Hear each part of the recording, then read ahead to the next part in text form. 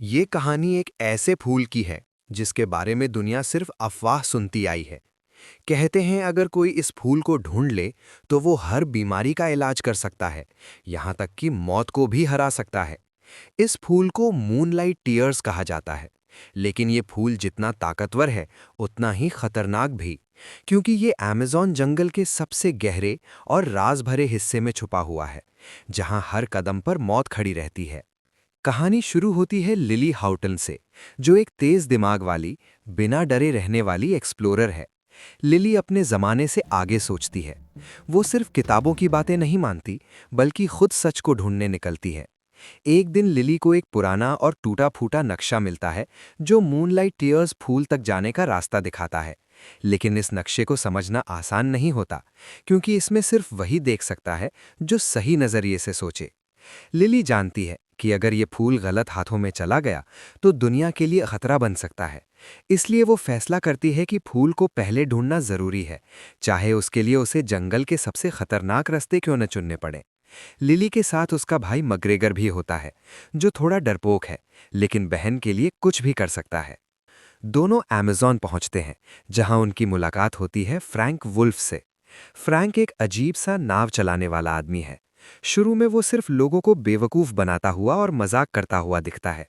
वो टूरिस्टों को जंगल का डर दिखाता है, झूठे खतरे बताता है और खुद ही हीरो बन जाता है।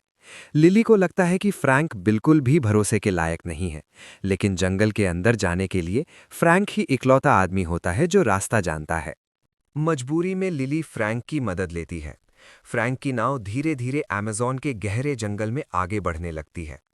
जैसे जैसे जंगल पास आता जाता है, वैसे वैसे खतरे भी बढ़ने लगते हैं।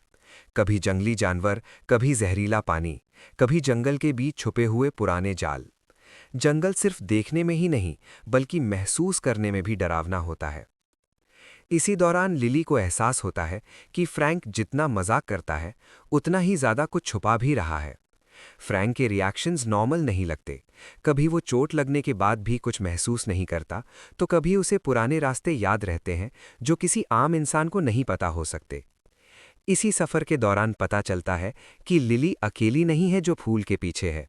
एक जर्मन राजकुमार जोआकिम भी मूनलाइट टीयर्स के पीछे पड़ा होता है। उसका मकसद दुनिया को बचाना नहीं, बल्कि अपनी ताकत बढ़ाना होता है। वो जंगल के राज को हथियाना चाहता है और किसी भी हद तक जा सकता है। जंगल का सफर धीरे धीरे मौत और जिंदगी का खेल बन जाता है। कभी नाव पलटने वाली होती है, कभी जंगली जानवर हमला कर देते हैं, कभी जंगल का जादू अपना असली रूप दिखा देता है। इन सब के बीच लिली और फ्रैंक एक दूसरे को समझने लगते हैं। फिर आता है कहानी का सबसे बड़ा राज। लिली को पता चलता है कि फ्रैंक असल में एक श्राप का शिकार है। कुछ 100 साल पहले फ्रैंक भी मूनलाइट टीयर्स को ढूंढने निकला था, लेकिन जंगल के जादू ने उसे अमर बना दिया। न जिंदा, न पूरा मरा हुआ। फ्रैंक जंगल से बंधा हुआ है। वो जंगल से बाहर नहीं जा सकता और हर दिन अपने ही दर्द के साथ जीता है। फ्रैंक के चेहरे के पीछे जो हंसी है, वो असल में उसके दर्द को छुपाने का तरीका है। लिली पहली बार फ्रैंक को सिर्फ एक नाव वाला नहीं, बल्कि एक इंसान के रूप में देखती है। दोनों के बीच एक गहरा भरोसा बनने लगता है।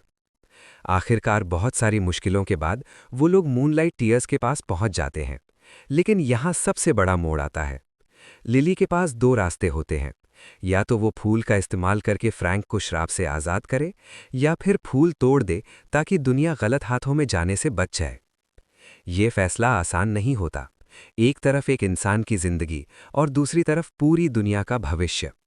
लिली अपने दिल और दिमाग दोनों से सोचती है और फिर वो फूल तोड़ देती है। फूल के टूटते ही जंगल का जादू खत्म हो जाता है, श्राप टूट जाता है। फ्रैंक और बाकी श्रापित लोग आज़ाद हो जाते हैं। जंगल धीरे धीरे शांत पड़ जाता है। पहली बार फ्रैंक जंगल के बाहर निकलता है, एक आम इंसान की तरह।